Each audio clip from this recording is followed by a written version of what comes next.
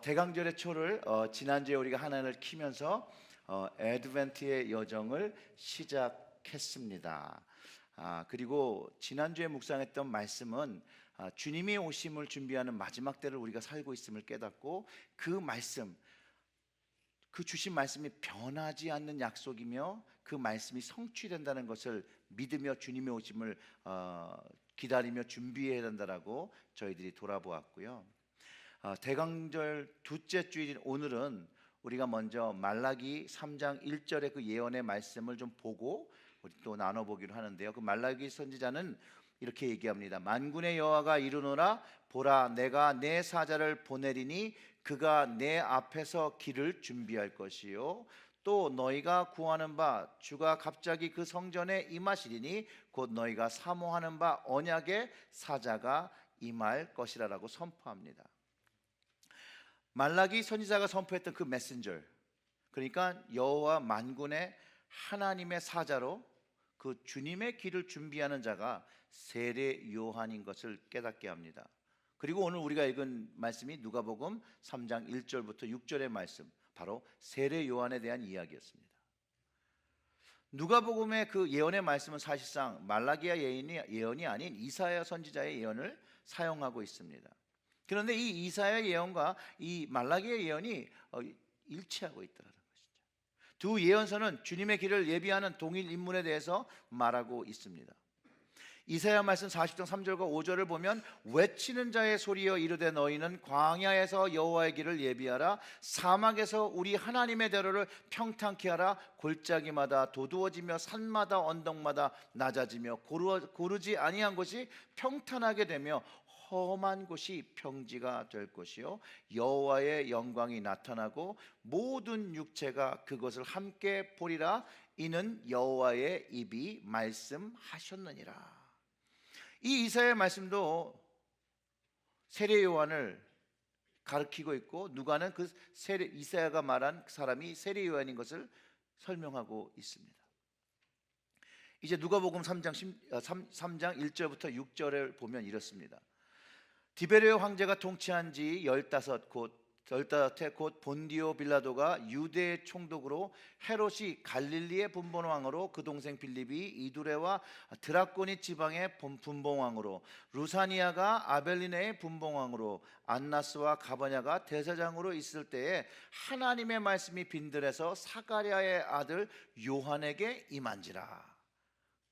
요한이 요단강 부근 각처에 와서 죄 사함을 받게 하는 회개의 세례를 전파하니, 선지자 이사야의 책에 쓴 바 광야에서 외치는 소리가 있어 이르되 너희는 주의 길을 준비하라, 그의 오실 길을 곧게 하라. 모든 골짜기가 메어지고 모든 산과 작은 산이 낮아지고 굽어지는 것이 곧아지고 험한 길이 평탄하여질 것이요, 모든 육체가 하나님의 구원하심을 보리라 함과 같으니라. 아멘.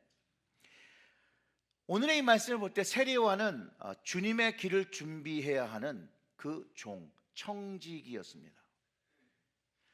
누가는 요한가 주님의 청지기로서 하나님의 왕국을 위하여 주님의 길을 준비하고 있음을 기록하고 있습니다. 청지기는 시중을 드는 사람이라는 뜻입니다. 즉 주님의 시중을 드는 종이었다라는 것이죠. 그렇기 때문에 요한이 이사야의 예언을 받아 청지기로서 주님의 길을 준비하는 때를 선포하고 있었다는 것이죠. 이 요한이 주님의 길을 준비하기 위해서 사람들에게 선포한 것은 회개와 세례를 받음으로 주님 앞에, 하나님 앞에 새로운 삶을 준비한, 그래서 기름 부으신 왕 대신 그리스도를 영접하라고 선포하고 있다는 것이죠. 그는 선청지기로서 주님의 뜻을 깨닫고 사람들로 하여금 회개와 세례로 주님의 길을 준비시켰습니다. 세례 요한이 자신이 부르신 직무를 깨닫고 주님이 원하시는 일을 감당했고, 이 감당한 일이 이전부터 예언자들을 통해서 전해워졌던 그 뜻을 알고 그 뜻에 맞는 순종을 했다는 것입니다. 그리고 자신의 목숨을 다할 때까지 이 주님의 길을 준비했습니다. 사랑하는 성도 여러분, 우리들 또한 이 청지기의 삶으로 부르심을 받았고 하나님 나라를 위하여 주님이 다시 오시는 그때까지는 세례 요한처럼 이 청지기의 삶을 감당해야 됩니다. 오늘 이 청지기에 대한 삶에 대해서 나누기로 하는데요, 이 청지기의 삶을 위해서 우리는 우리의 삶 속에서 세례 요한이 주님을 인식했던 것처럼 인식하며 살아야 합니다. 하나님의 계획 안에는 세례 요한이 하나님의 아들을 알아봐야 됐어요. 우리는 이 세례 요한의 삶으로 주님을 어떻게 인식하며 살아야 하는지를 이 이야기를 통해서 좀 배워보려고 하는데요, 세례 요한의 영적 센스는요, 하나님의 아들이 누구인지를 자기가 태어나기 전부터 알아보기 시작합니다. 그 이야기 기억나시죠? 예수님을 잉태한 마리아가 요한의 어머니 엘리사벳을 찾아갔을 때, 엘리사벳이 마리아의 소리를 들었을 때 뱃속에 아이가 뛰놀 때 엘리사벳이 성령의 충만함을 입고 이 세례 요한이 하나님의 기름 부으심 받은 주님을 알아보는 능력이 있었음을 그 이야기가 전하고 있습니다. 그래서 누가복음 1장 44절에 이렇게 얘기하죠. 보라, 내가 문안하는 소리에 내 귀에 들릴 때 아기가 내 복중에서 기쁨으로 뛰놀았도다 라고 말하고 있다는 거예요. 아직도 태어나지 않은 요한이 태어나지 않은 예수님을 알아보고 기쁨으로 뛰놀았다라고 합니다. 이것을 볼 때 우리는 한 가지 깨닫는 사실이 있습니다. 주님을 만나면, 주님을 인식하는 사람이 되면 기쁨을 경험하게 된다라는 것입니다. 왜냐하면 주님을 만날 때 주님께서 우리에게 기쁨 되어 주신다는 거예요. 다른 말로 하면 예수님이 우리에게는 기쁨이라는 것이에요. 그럴 때 우리가 얼마나 주님을 만날 때 기쁨을 누릴 수 있는지를 한번 생각해 보게 되죠. 자, 주님과 함께 만났다는 걸 우리가 다른 말로 표현하면 주님의 임재를 경험했다라고 말하기도 합니다. 주님의 임재 안에는 그럼 뭐가 있다라는 거예요? 기쁨이 있다라는 것입니다. 우리가 주님의 임재 안에 있을 때 기쁨으로 뛰놀 수 있고, 주님의 임재로 인하여 우리의 마음에 그 충만함이 가득 찬다는 것을 알 수 있다라는 거예요. 그렇다면 다시 되짚어서 우리에게 스스로 물어본다면, 우리가 주님을 인식하고 주님을 만났다라고 하는 그 순간에 우리의 삶은 기쁨으로 차고 있고 성령의 충만함으로 차고 있는지를 나 스스로에게 점검해 보아야 한다는 거예요. 내가 그 일을 경험하고 있는지. 여러분들은 그것을 경험하십니까? 기도의 자리에 있을 때, 말씀의 자리에 있을 때, 예배의 자리에 있을 때 주님을 만나며 주님이 주시는 기쁨과 성령이 주시는 감동을, 충만을 경험하십니까? 청지기는 주인의 뜻을 잘 알아야 행할 수 있고, 그렇기 때문에 주님의 뜻이 무엇인지를 분별해야 된다는 거예요. 그리고 그 청지기는 주인이 어디 있는지 항상 그의 신경을 세우고 있어야 합니다. 왜냐하면 주인이 부를 수 있거든요. 주인이 부르는 그 자리에 나가야 되거든요. 그렇기 때문에 청지기의 삶을 살기 위해서 우리는 우리의 삶 속에서 주님을 알아보아야 되고, 주님이 어디 계신지를 알아야 되고, 주님의 음성에 귀 기울여야 되고, 주님의 뜻에 우리는 순종해야 된다는 것이에요. 그럴 때 좋은 청지기 역할을 감당하는 것이죠. 선한 종의 모습을 가지고 살아가는 것이죠. 청지기의 삶을 위해서는요, 주님을 만나잖아요. 그리고 그 주님의 기적을 경험할 때 우린 주님의 뜻에 순종할 수 있어요. 마태복음 11장 2절부터 6절의 말씀을 참고하면 세례 요한의 제자들이 예수님이 메시아인지를 확인하러 찾아갑니다.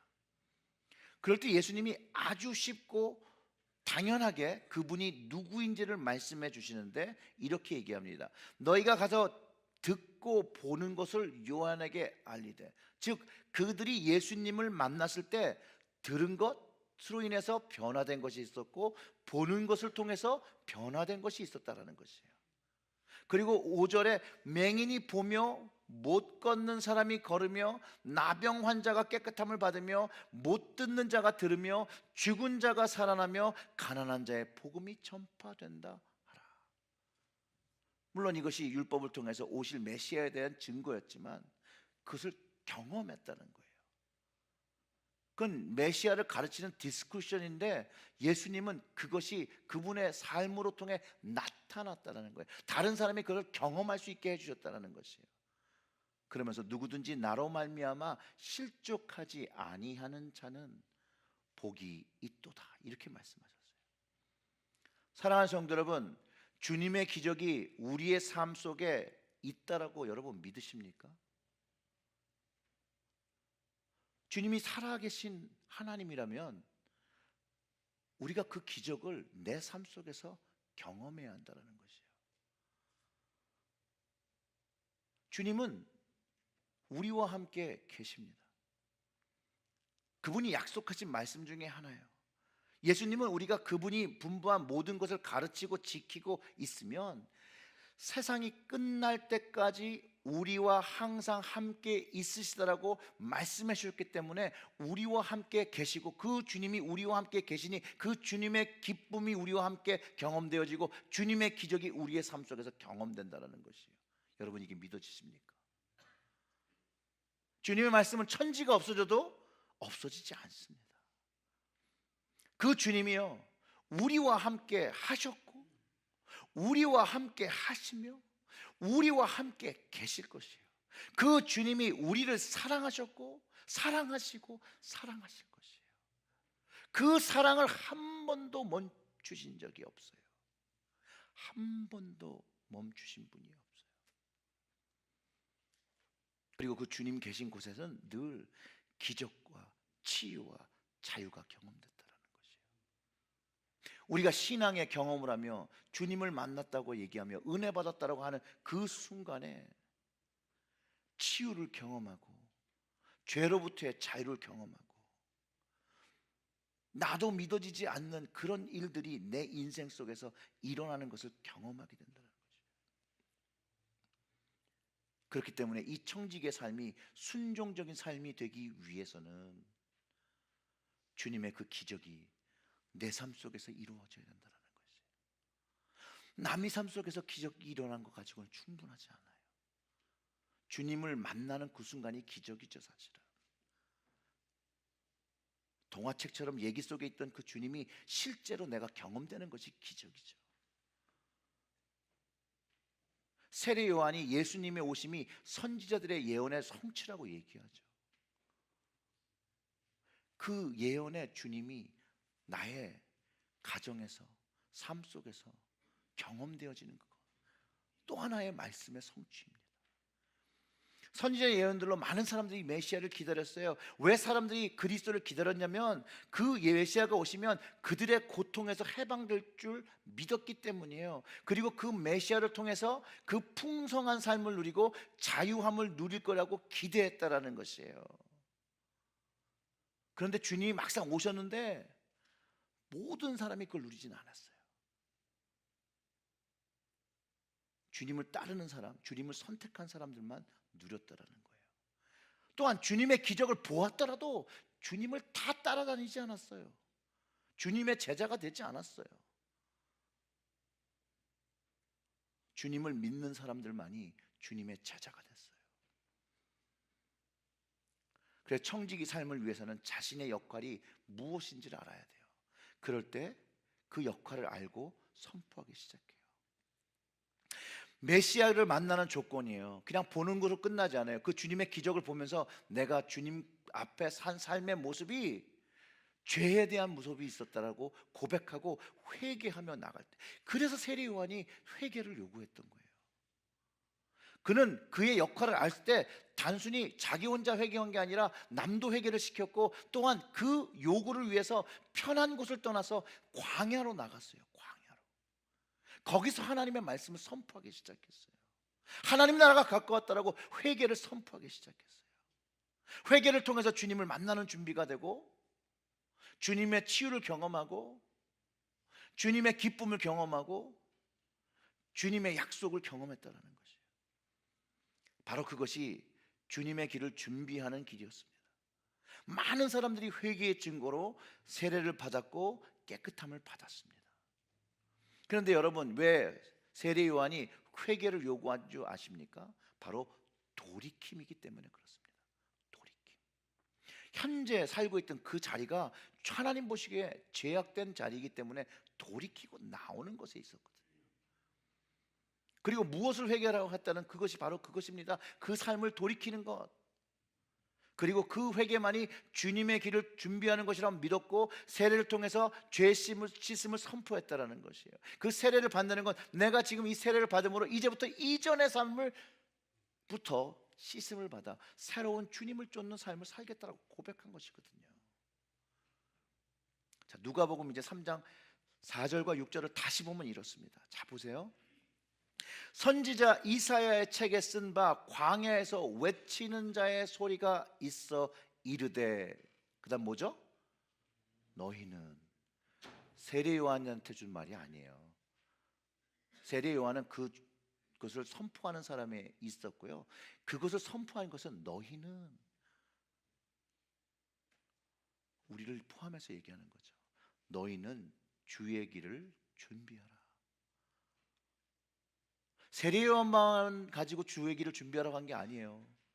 그 회개의 메시지를 듣고 하나님 나라 갖고 왔다는 메시지를 들은 사람들, 너희는 주의 길을 준비하라. 그리고 그의 오실 길을 어떻게 해요? 곧게 하라.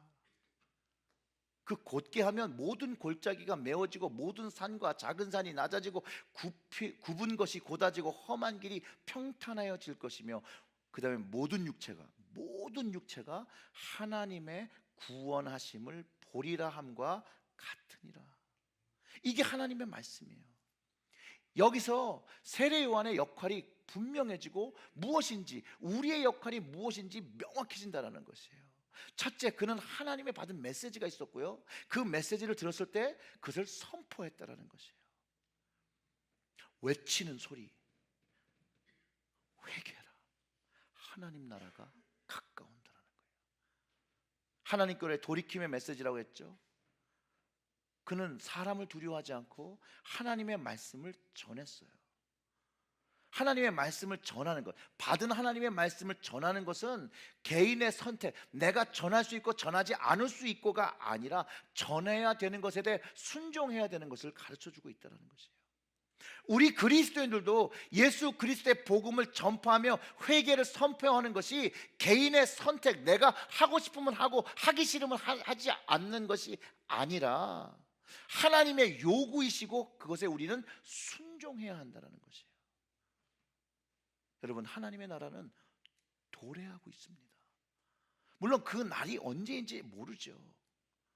그러나 하나님의 때는 가까워 오고 있다는 것이에요. 진정한 회개로 하나님의 나라를 준비하시기를 주님의 이름으로 축원합니다. 그리고 두 번째로 세례 요한은요, 이 주님만을 위한 길을 만든 게 아니라요, 주님을 만나러 오는 사람들의 길도 같이 준비했다라는 것이에요. 먼저는요, 세례 요한이 보았던 그 주님을 먼저 만나야 돼요. 그래서 그 주님과의 길을 준비해야 돼요. 세례 요한은 그것을 고든 길이라고 믿었어요. 직행 길이라고 만들었다는 거예요. 구불구불하면 주님이 어디 서 있는지 보기가 어려워요. 멀리 볼 수 없어요. 구부러진 길은 아예 보이지가 않죠. 펴진 길만이 멀리 있어도 주님을 볼 수 있다는 거예요. 그 이야기는 뭐냐면 우리의 눈과 우리의 마음이 주님을 바라볼 수 있는 직행 길이 있어야 한다는 것을 이야기하고 있는 것이에요. 그 고든 길이 있어서 우리가 어디에 서 있든지 그 주님을 볼 수 있는 그 길을 만들어야 된다는 것이에요. 그 직선 길은 이동 시간뿐만 아니라 이동 시간을 또 단축했다는 거예요. 세례 요한은 주님만을 위한 길, 그 예수님과 또 사람들이 만날 수 있는 그 길, 양쪽의 길을 준비했다는 거예요. 즉 고든 길은 회개의 길로 주님을 위해 준비했고, 또 사람들과 주님과의 길은 바로 좁은 길, 회개의 길로 준비했다는 것이에요. 예수님도 그 좁은 길에 대해서 말씀하셨죠. 대강절 둘째 주일에 우리는 주님의 청지기로서, 주님의 백성으로서 우리의 역할이 우리의 삶 속에서 무엇인지를 알아야 합니다. 그래야 우리가 주님의 길을 준비하죠. 여러분들은 어떻게 주님의 길을 준비하고 계십니까? 주님을 만나는 길을 준비하셨습니까? 또 다른 사람이 주님과 만나는 길을 준비하고 있습니까? 주님은 주님이 원하시는 길 안에서 주님이 사랑하시는 모든 이들을 만나고 싶어 합니다. 그 길을 준비해야 되는데 그 길은 내가 원하는 길이 아닙니다. 내가 가고 싶은 길이 아닙니다. 주님이 원하는 길이어야 되고 주님의 길이 되어야 합니다. 좁은 길이라고 얘기했습니다. 그 길로 들어가기 위해서는 좁은 문으로 들어갑니다. 마태복음 7장 13절과 14절의 말씀에서 예수님은 좁은 문으로 들어가라고 합니다. 멸망으로 인도하는 문은 크고 그 길이 넓어 그리로 들어가는 자가 많고, 생명으로 인도하는 문은 좁고 길이 협착하여 찾는 자가 적음이라고 말씀하시면서 그 좁은 문으로 들어가 좁은 길로 들어갈 때 생명 대신 그 구원의 주님을 만나고 거기서 생명의 능력을 경험한다라고 이미 가르쳐 주셨다는 것이에요. 그 일을 해야 된다는 것이죠. 그 길로 들어가야 된다는 것이죠. 그 길에 서야 한다는 것이에요. 또 하나의 세례 요한의 역할은 메시아의 제자들을 양성했었습니다. 세례 요한이 하나님 나라를 선포하고 회개를 촉구하고 예수님을 위한 길을 준비하면서 또 그 제자들을 양성했어요. 근데 자기의 제자를 만든 게 아니라 주님의 제자를 만들었다는 거예요. 주님의 제자를. 시간이 되었을 때 자기를 따르는 가장 훌륭한 제자를 예수님께 보냅니다. 물론 제가 믿기에 또 그 제자들도 예수님을 따를 준비가 되어 있었다고 생각하고요. 요한복음 1장 35절부터 42절의 말씀을 보면 이렇습니다. 이튿날 요한이 자기 제자 중에 두 사람과 함께 섰다가 예수께서 거니심을 보고 말하되 보라 하나님의 어린 양이로다. 이렇게 가르쳐줘요. 그러니까 그 두 제자가 그의 말을 듣고 예수를 따르거든. 그가 그리스도를 쫓는 제자를 양성하고 있었고 그 그리스도가 올 때 그들에게 이끌고 있는 모습을 보게 됩니다. 그들이 이제 예수님을 쫓아갔죠. 예수께서 돌이켜 그 따르는 걸 보고 물어 이르시되 무엇을 구하느냐 이르되 랍비여 어디 계시오니까. 랍비는 번역하면 선생이라. 예수께서 이르시되 와서 보라. 그러므로 그들이 가서 계신 데를 보고 그 날 함께 거하니 때가 10시쯤 되었더라. 요한의 말을 듣고 예수를 따르는 두 사람 중에 하나는 시몬 베드로의 형제 안드레라. 그가 먼저 자기 형제 시몬을 찾아 말하되 뭐라고 그랬다고요? 우리가 메시아를 만났다 하고, 메시아를 번역하면 그리스도라.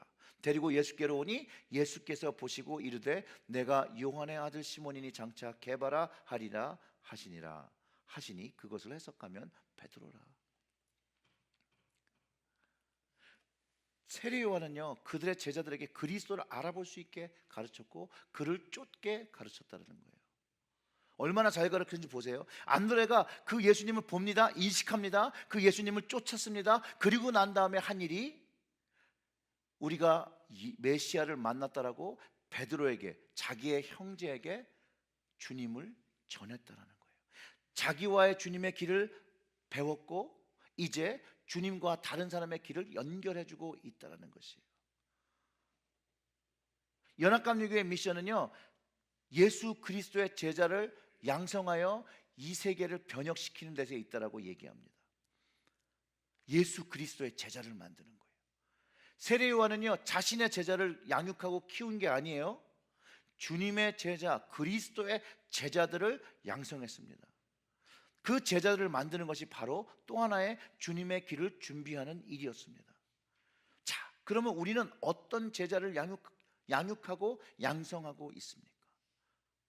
체리일 제일 교회의 제자를 양육하나요? 아니면 예수 그리스도의 제자를 양육하고 있습니까? 나의 제자를 양육하고 있습니까? 아니면 그리스도를 쫓을 수 있는 제자를 양육하고 있습니까? 세례 요한의 방법을 빌리면 우리 교회는 예수님을 알아보고 예수님을 쫓고 예수님을 전하는 제자들을 양육해야 함을 깨닫게 됩니다. 주님의 제자들은 안드레처럼 예수님이 주님인 것을 고백하고 그 가족과 친지들에게 우리가 메시아를 만났다라고 전할 수 있는 그런 사람들이 되어야 된다는 것이에요. 그것이 주님의 통로이자 주님의 길이 되어진다는 것을 깨달으시기를 주님의 이름으로 축원합니다. 그리고 오늘 우리 스스로에게 스스로 솔직해지기를 소원합니다. 여러분은 주님을 만났다라고 고백하고 예수를 그리스도라고 고백하는 사람이기 때문에 오늘 이 예배 자리에 있다고 저는 믿습니다. 그렇다면 여러분들은 얼마나 많은 사람들에게 그 주님을 전했고 그 주님을 소개했습니까? 그분을 자랑하셨습니까? 또 오늘 그 주님을 위하여 무엇을 하고 무엇을 했었고 무엇을 하고 계시며 무엇을 하실 것입니까? 세상에는 많은 제자들이 있고 많은 신자들이 있고 주님을 그들의 삶 속에서 인식하며 살고 있는데 얼마나 주님의 뜻에 순종하며 그 일을 감당하고 있을까요? 얼마나 많은 그리스도인들이 주님의 길을 자신만의 길이 아닌 다른 영혼을 위해 그 길을 만들고 있을까요? 주님이 오시는 것은 바뀌지 않습니다. 주님은 다시 오십니다. 그럼 무엇을 해야 되겠습니까? 그 시간은 하나님 아버지밖에 모른다라고 하셨습니다. 그럼 기다린다고 해서 아무것도 하지 않으며 기다리는 것, 그것이 우리가 해야 될 일입니까? 아닙니다. 아무것도 하지 않고 기다리는 것은 하나님께서 기뻐하지 아니하신다라고 예수님이 이미 비유를 통해서 가르쳐 주셨습니다. 마태복음 25장 24절과 26절, 29절에 30절의 그 말씀을 생각해 보면 달란트의 비유인데 한 달란트 받은 자가 주인이 돌아오니까 이렇게 얘기해요. 주인이여, 당신이 굳은 사람이라 심지 않은 자도 거두주고 해치지 않은 데서 모으는 줄 내가 알았으므로 두려워하여 나가서 당신의 한 달란트를 땅에 감추었나이다. 한 달란트 가진 사람이 아무것도 안 했어요. 그 주인이 돌아오기만 기다렸어요. 땅에다 묻어놨어요. 그래서 하나도 잃어버리지 않고 그것을 파갖고 주님께, 그 주인에게 드렸어요. 그런데 이 주인은 하인을 책망합니다. 이 하인을 악한 종이라고 책망하셨습니다. 세례 요한의 모습을 보면요, 세례 요한은 무작정 기다리지 않았습니다. 주님의 길을 준비하기 어디로 나갔죠? 광야로 나갔습니다. 빈들로 나갔습니다. 그리고 소리쳤습니다. 자신의 역할을 분별하고 찾고 행동하고 순종했고 온전한 헌신으로 주님을 기다렸습니다. 이 일이 우리가 해야 할 일입니다. 예수님이 다시 오시는 것을 믿지 못하고 모르는 많은 사람들이 교회 안에도 있고 교회 밖에도 있습니다. 저는 구원을 경험한 그리스도인이라면 세례 요한 같이 주님의 길을 준비해야 된다고 저는 확신합니다.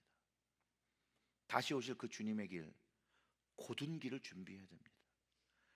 곧은 길이라는 것은 또 정직한 길이라고 말할 수 있고 진리의 길입니다. 이 곧은 길은 하나님을 대변하는 길이어야 합니다. 이런 길은 회개와 기도와 말씀과 헌신으로 준비해야 합니다. 그리고 그것으로만 준비되어집니다. 그러면 주님의 제자를 만들어 가야 합니다. 이쯤 되시면 여러분, 청지기가 바로 제자임을 아시고 제자인 그리스도인이 청지기임을 깨닫게 됩니다. 즉 우리가 다시 오실 예수님을 증거해야 한다는 결론에 이르게 됩니다. 다시 오실 주님을 맞이할 수 있도록 우리의 이웃들을 준비해야 합니다. 내가 제자인 것을 깨닫고 회개하고 주님과의 길을 정비하고 또 주님과 사람들의 길을 정비해야 합니다. 오직 진실한 회개만을 통해서 예수님의 길이 준비되어지는 그 초석이 만들어짐을 깨달아야 합니다. 여러분들은 이번 크리스마스를 어떻게 보내려고 계획 중이십니까? 만일 여러분들이 예수님을 조금만 생각한다면 여러분들은 주님을 위해 많은 일을 할 수 있을 것입니다. 올해는 제가 좀 여러분에게 도전을 드리겠습니다. 이 크리스마스가 지나가기 전에, 그러니까 크리스마스가 올 때까지 딱 한 가지, 두 가지 하실 필요 없어요.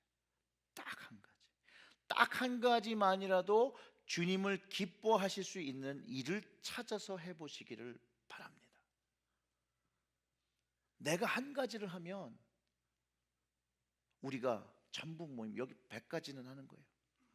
1부에 100가지, 2부에 100가지, 3부에 100가지 하면 올해 우리가 하나님께, 주님께 300가지의 기쁜 일을 드릴 수 있다라는 것이에요. 그리고 올해 우리가 한 가지를 드릴 수 있으면 두 가지도 드릴 수 있게 되는 그 가능성을 연다라는 것이에요. 한 개를 드리지 못하면서도 두 개를 드릴 수 없습니다. 적은 것을 드리지 못하면 많은 것을 드릴 수 없습니다. 내가 나중에 이렇게 되면 난 이거를 드릴 거야 라고 하는 약속은 정말로 무의미한 것입니다. 오늘 코를 하려는 남에게 줄 수 없는 사람은 아무리 부자가 되어도 도울 수 없는 사람입니다. 여러분, 다음 주에 왕 대신 예수님이 가장하고 오신다라고 가정하고 주님을 위해 특별한 계획을 여러분께서 주님을 기쁘시기에 계획하시기를 주님의 이름으로 축원합니다. 올해는 한 가지 할 수 있겠지만 내년엔 더 많이 할 수 있게 될 줄 모르고 이제 그때가 되면 내가 참 잘했다고 칭찬할 수 있겠지만 내가 주는 칭찬보다 그때는 주님께서 우리를 얼마나 칭찬하시겠어요? 얼마나 기뻐하시겠냐는 것이요. 그때 주님의 칭찬 듣고 자부심을 가지시기를 주님의 이름으로 축원합니다. 성령님께서 여러분과 동행하시고 주님이 원하고 기뻐하시는 일들을 가르쳐 주실 것입니다. 기도하시면서 분별하시면서 주님께 가장 기쁜 것 하나, 가정당 하나가 아니고 한 사람당 하나라고 꼭 생각해 주시길 바랍니다. 기도하겠습니다. 하나님, 우리가 예수님을 믿는다라고 고백하지만 또 주님의 자녀라고 종이라고 주님이라고 부르지만 주님의 뜻을 알지 아니하고 주님의 뜻을 순종하지 아니하고 살 때가 더 많음을 고백하고 하나님 이 시간에 회개를 합니다.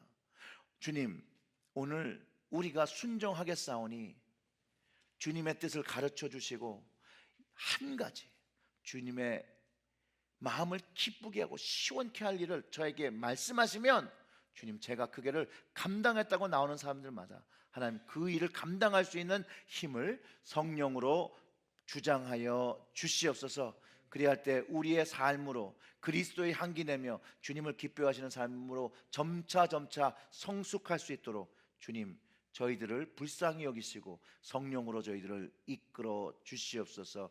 이 모든 말씀 우리 구주 예수님의 이름으로 기도드렸습니다. 아멘.